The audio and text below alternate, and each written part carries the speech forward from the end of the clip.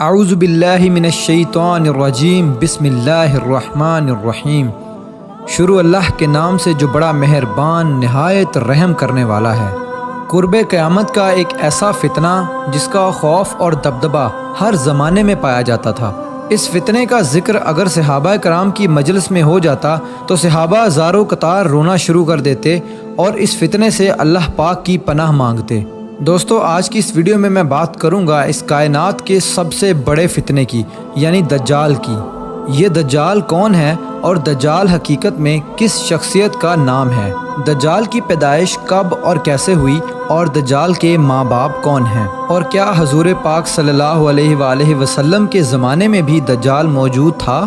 دجال اس وقت کہاں ہے اور دجال اس دنیا میں کب ظاہر ہوگا؟ دوستو، ان سارے سوالوں کے جواب آج کی اس ویڈیو میں آپ کو قرآن و حدیث کی روشنی میں بتاؤں گا، لہٰذا آپ سے درخواست ہے کہ میری اس ویڈیو کو پورا اینڈ تک ضرور دیکھیے گا۔ دوستو، نبی پاک صلی اللہ علیہ وآلہ وسلم نے ارشاد فرمایا کہ قیامت اس وقت تک قائم نہیں ہوگی جب تک کہ دجال اس دنیا میں ظاہر نہ ہو جائے۔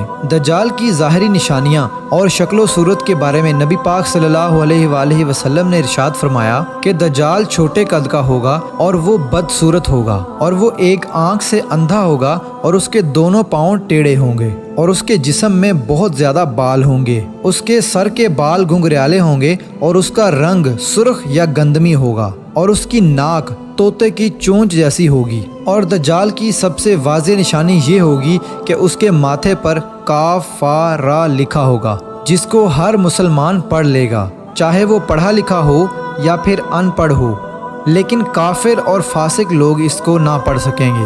دوستو، دجال جب اس دنیا میں ظاہر ہوگا تو لوگوں کے سامنے وہ پرہیزگار بن کر رہے گا تاکہ لوگ زیادہ سے زیادہ اس کی پیروی کریں، لیکن اندر سے وہ کافروں کی طرح ظالم ہوگا۔ دجال سب سے پہلے نبوت کا دعویٰ کرے گا، جب اس کے ماننے والوں کی تعداد زیادہ ہو جائے گی تو اس کے بعد یہ خدائی کا دعویٰ کر دے گا۔ دجال ایک بہت بڑی سواری پر سوار ہو کر پوری روئے زمین پر گردش کرے گا۔ وہ سواری اتنی بڑی ہوگی کہ اس کی آنکھوں کا درمیانی فاصلہ 40 گز ہوگا۔ دوستو، دجال کے پاس بے شمار طاقت اور بے شمار مال و دولت کے خزانے ہوں گے۔ اس روئے زمین کی زیادہ تر نہروں پر اس کا قبضہ ہوگا اور اس کی اجازت کے بغیر کوئی بھی پانی نہ پی سکے گا۔ یہ لوگوں کو گمراہ کرنے کے لیے طرح طرح کی شودہ بازیاں دکھائے گا۔ یہ آسمان کو حکم دے گا تو وہ بارش برسائے گا، یہ زمین کو حکم دے گا تو وہ سبزہ اگائے گی۔ اس وقت دجال اپنے آپ کو خدا کہے گا۔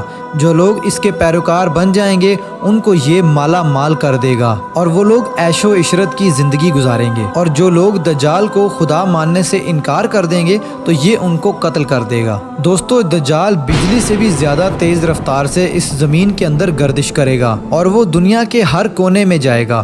اس وقت دنیا کے تمام کافر اور اسرائیلی لوگ اس کی حمایت کریں گے اور اس کی جماعت کے ساتھ شامل ہو جائیں گے، لیکن جو سچا مسلمان ہوگا وہ اس کو پہچان لے گا اور اس کو ماننے سے انکار کر دے گا۔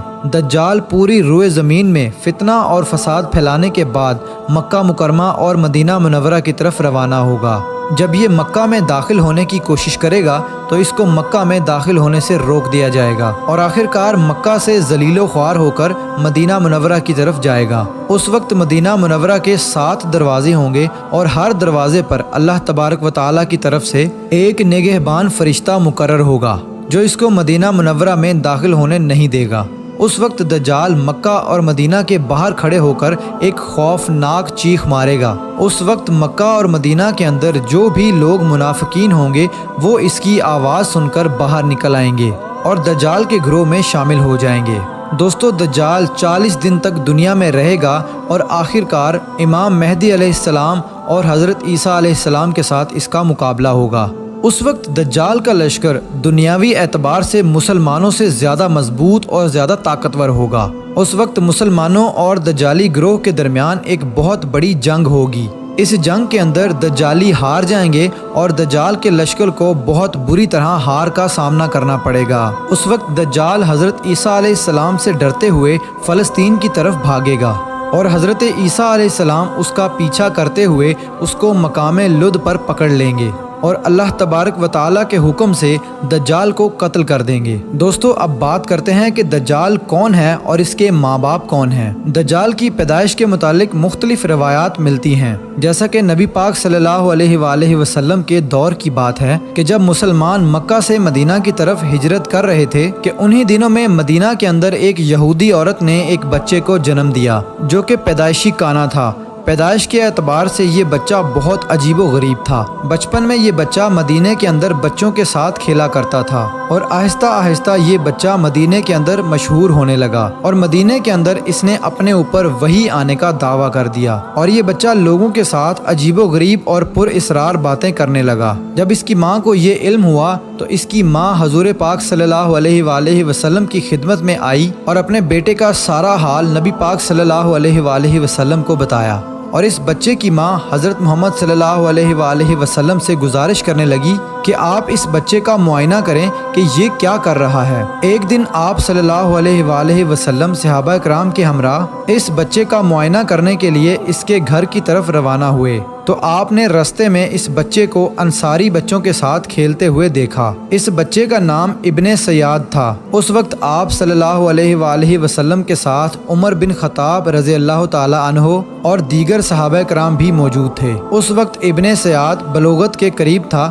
لیکن جوان نہیں ہوا تھا۔ آپ صلی اللہ علیہ وآلہ وسلم اس کے قریب گئے لیکن اس کو پتہ نہ چلا تو آپ صلی اللہ علیہ وآلہ وسلم نے اس کی کمر پر ایک ضرب لگائی اور ابن سیاد سے فرمایا کہ کیا تم گواہی دیتے ہو کہ میں اللہ کا رسول ہوں؟ تو ابن سیاد نے آپ صلی اللہ علیہ وآلہ وسلم کی طرف دیکھا اور کہا کہ میں گواہی دیتا ہوں کہ آپ اللہ کے رسول ہیں۔ پھر ابن سیاد نے آپ صلی اللہ علیہ وآلہ وسلم سے کہا کہ کیا آپ گواہی دیتے ہیں کہ میں اللہ کا رسول ہوں؟ تو آپ صلی اللہ علیہ وآلہ وسلم نے ابن سیاد کو چھوڑ دیا اور فرمایا کہ میں اللہ اور اس کے رسولوں پر ایمان لایا۔ اس کے بعد آپ صلی اللہ علیہ وآلہ وسلم نے ابن سیاد سے پوچھا کہ تو کیا دیکھتا ہے؟ تو ابن سیاد نے کہا کہ میں سمندر پر عرش دیکھتا ہوں۔ تو اس وقت آپ صلی اللہ علیہ وآلہ وسلم نے ارشاد فرمایا کہ وہ ابلیس کی چال ہے۔ تو اس وقت ابن سیاد نے حضرت محمد صلی اللہ علیہ وآلہ وسلم کو بتایا کہ میرے پاس سچی اور جھوٹی خبریں آتی ہیں۔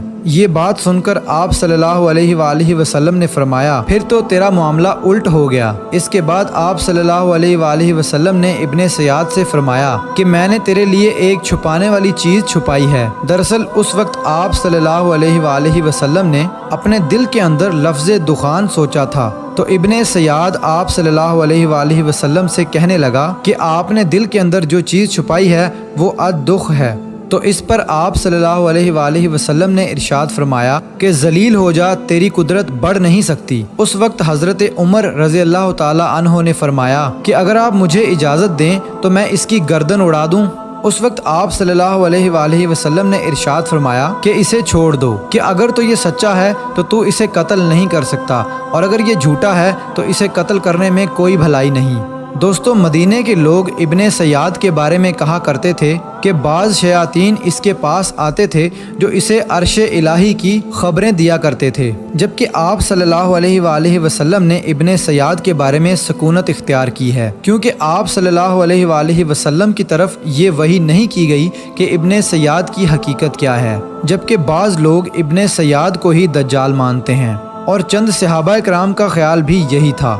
اور ایک دوسری روایت میں ملتا ہے کہ حضرت عمر رضی اللہ تعالی عنہ آپ صلی اللہ علیہ وآلہ وسلم کے سامنے ابن سیاد کو دجال کہا کرتے تھے، لیکن آپ صلی اللہ علیہ وآلہ وسلم نہ ہی اس بات کا اقرار کرتے اور نہ ہی انکار کرتے۔ دوستو ابن سیاد کے اندر ایسی بہت ساری نشانیاں موجود تھی جو کہ ہو بہو دجال کی نشانیاں تھی۔ یہی وجہ ہے کہ اس دور کے اندر صحابہ کرام بھی ابن سیاد کو دجال کہا کرتے تھے، اور بعض مفسرین کا یہ کہنا ہے کہ ابن سیاد ہی وہ شخص ہے جو قیامت کے قریب دجال بن کر ظاہر ہوگا۔